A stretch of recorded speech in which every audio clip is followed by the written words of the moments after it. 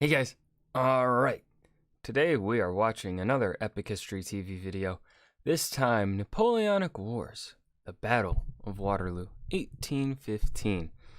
I can't remember, it's been so long since I watched the long-ass Napoleonic Wars video or whatever that they did. I can't remember if the Battle of Waterloo was in that video. I don't think it was. I think that video ended before Russia. I think that's when that video ended, was before his invasion of Russia. So I don't think Waterloo was in it. If it was, well, we're rewatching this part. Let's go ahead and enjoy it. Come on, Mike. Mike doesn't want to stay up. There we go. April 1814. For 10 years, one man has dominated Europe. Napoleon Bonaparte, Emperor of the French. Under his military genius, France conquered an empire that spanned the continent. But finally, he has been defeated by a grand coalition of his enemies. Napoleon is forced to abdicate and exiled to the tiny island of Elba, while the Bourbon monarchy is restored to France in the corpulent form of Louis XVIII. But rumors soon reach Napoleon that France would welcome his return. The French people have little love for the monarchy or its hangers-on, the very people whose excesses led to the French Revolution 25 years before. He also learns that at the Congress of Vienna, his enemies are locked in bitter dispute over the future of Europe. Napoleon decides to act. Napoleon looking After at just 10 months in I've noticed exile, it in he that picture returns before. to France, where the troops sent to arrest him rally to his cause instead. Most of France soon follows suit. But in Vienna, the coalition immediately put their differences to one side.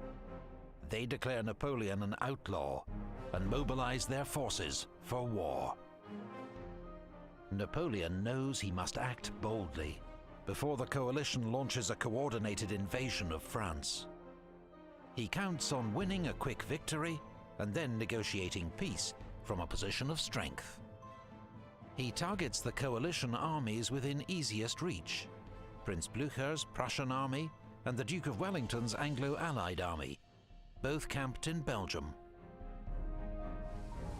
Napoleon's force is a match for either coalition army on its own, but he'll be heavily outnumbered if really they're able outnumbered. to join forces. So he must Nearly keep them apart 100,000 less. and defeat each in turn. Napoleon invades the Kingdom of the Netherlands. Dun dun dun.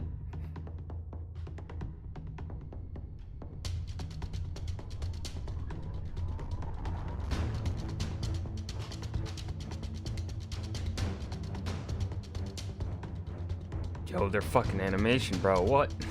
Napoleon's army crosses the frontier near Charleroi, intending to drive a wedge between the two coalition armies. The next day, Napoleon sends his left wing under Marshal Ney to take the crossroads at Quatre Bras. There, Ney clashes with Wellington's army, still scrambling into position. The Allied troops fight off a series of French attacks and just manage to hold their ground. The same day, Napoleon attacks Blücher's Prussian army with his main force near the village of Ligny. The battle is a brutal slugging match, but the French emerge triumphant. The 72-year-old Blücher leads a cavalry charge in person and has his horse killed under 72? him. He only just escapes capture. Damn, old Prussian army fucker. retreats, but it is not broken. Napoleon sends his right wing under Marshal Grouchy to keep them on the run, and turns his own attention to Wellington's army. The British general doesn't receive news of Blücher's defeat until the next morning, at which point he orders a retreat through heavy summer showers to a position 8 miles south of Brussels, near the village of Waterloo. That's the name of the battle. There he receives a promise from Blücher that the Prussians will march to his aid the next morning. So Wellington decides to stand and fight. Wellington has chosen his battlefield with care. His troops are behind a gentle ridge which will give them some shelter from French cannon fire.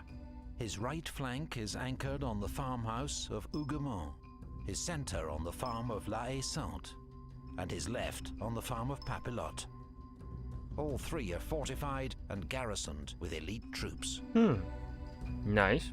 Wellington's men need every advantage they can get. The opposing armies are roughly equal in size, but his is a ragtag mix of British, Dutch, and German troops, many of whom have never seen combat before. They will have to hold off Napoleon's army of veterans until Prussian reinforcements arrive, or the battle, and probably the war, will be lost.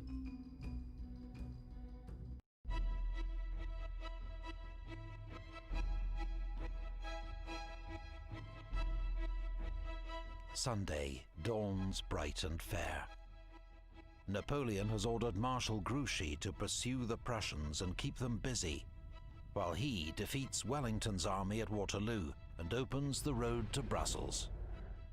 But it's Grouchy who gets pinned down, fighting the Prussian rearguard at Wavre. The main Prussian force eludes him and is already marching to Wellington's aid. Oh no!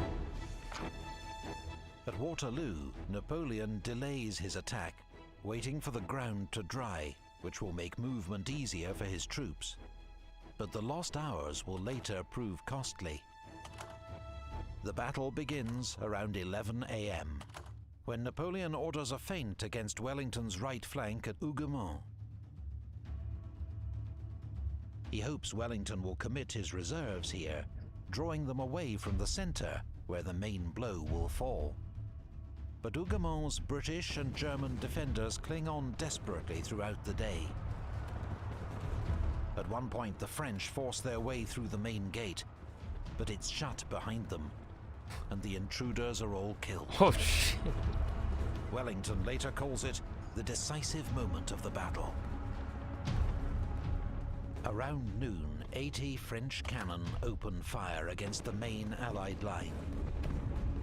Most of Wellington's men are out of sight on the reverse slope, but many cannonballs still find their mark, smashing bloody holes in the Allied ranks. At 1:30 p.m., Napoleon sends in his infantry. The French columns are met by disciplined musket fire, and then charged by British heavy cavalry.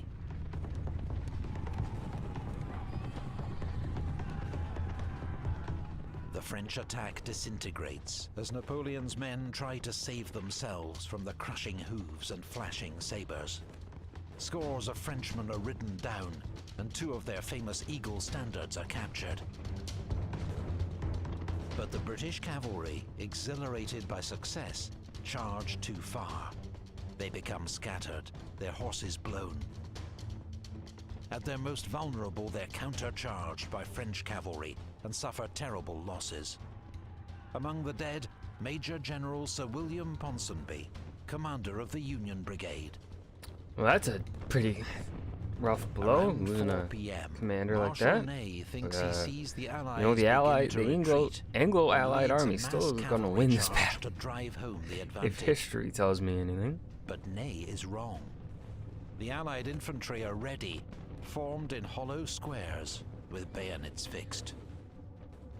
The French cavalry can't break into these impregnable formations. They can only circle impotently until they retreat or are shot from the saddle. Ney's failure to support this attack with either infantry or artillery is a serious blunder.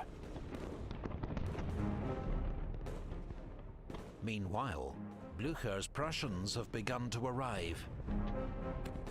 They capture the village of Plancenoit, threatening Napoleon's flank, and also forcing him to nearly send forcing reserves to encirclement recapture here. it. If they had moved further Around south 6 down the p.m., road, it looks French like. infantry finally capture the farmhouse of La Haye-Sainte in the center of the battlefield. It allows the French to bring forward artillery, and blast the Allied squares from close range. They can't miss the closely packed formations, and casualties quickly mount. It begins to seem that if Wellington's army doesn't retreat, it will be killed where it stands. Doesn't seem that close of a battle from the But map the situation for Napoleon is also desperate. The Prussians are arriving in force, and he's running out of men to throw against Wellington's army. So he turns to his ultimate reserve, the elite Imperial Guard, the most feared troops in Europe. At 7:30 p.m., 3,000 of these battle-hardened veterans march past their emperor and across the corpse-strewn battlefield towards the Allied center. Why focus Wellington? Wellington isn't... If Wellington isn't pushing your position, wouldn't you want to focus on the army that is pushing your position and is also the one that's the threat to flanking you? So why wouldn't he send that force to fight Prussia? Is he... I mean, obviously he's probably grown a bit impatient by 1815. But still, hindsight is 2020. But in my not military-minded brain, it still feels like it makes more sense to focus those elite infantry on the army that is trying to encircle you or flank you. Enter. Especially since Wellington isn't redcoats pushing. rise to meet them and pour devastating volleys of musket fire into their ranks. When the Allies fix bayonets and prepare to charge, the Imperial Guard wavers and then retreats. They don't sound so Wellington, tough now. sensing victory, orders a general advance. About the same time, the Prussians recapture Plancenoit. News of the Imperial Guard's defeat and rumors of encirclement by the Prussians sweep through the French ranks. Panic breaks out, and the French army flees the battlefield. That's such a cool effect. I like it. Only Napoleon's old guard maintain their discipline, mounting a heroic but doomed rearguard action. Napoleon himself is forced to abandon his carriage and barely escapes the pursuing Prussian cavalry. The battle is won. The Duke of Wellington and Prince Blücher meet and congratulate each other outside Napoleon's former headquarters, an inn called La Belle Alliance. The beautiful Blücher thinks alliance. it's the perfect name for their shared victory. But Wellington prefers the more English-sounding Waterloo, where he has his own headquarters. The Battle of Waterloo was, in the words of the Duke of Wellington, a damned near-run thing. It was also one of the bloodiest battles of the age. Around 50,000 men were killed or wounded, 23,000 coalition casualties, 27,000 French. Due to an appalling shortage of medical care, many of the wounded were left lying on the battlefield for several days. Napoleon was utterly defeated. Unable to He raise looks another grumpy. army, he surrendered to the British. They transported him to a second exile on the tiny, remote Atlantic island of St. Helena. God, This that's time so there far was no away. escape. He died there 6 years later. Waterloo marked the beginning of a period of relative peace in Europe. There were no wars between the great powers for 40 years, and the British would not fight on the continent for another 100 years, until the summer of 1914.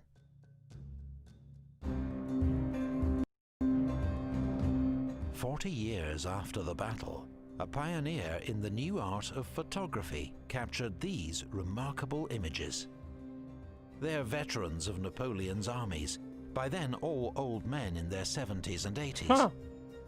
Among them, Sergeant Tania of the Imperial Guard, Moray of the 2nd Regiment of Hussars, and Verleen of the 2nd Guard Lancers. Those are some cool photos. These faces are a tantalizing link to the dramatic events that shaped the course of history 2 centuries ago. Those are cool fucking photos. Oh my god. Those are, wow. Hold on, we're gonna right there. We're gonna end it there. We're gonna have this as the final image or whatever of the video.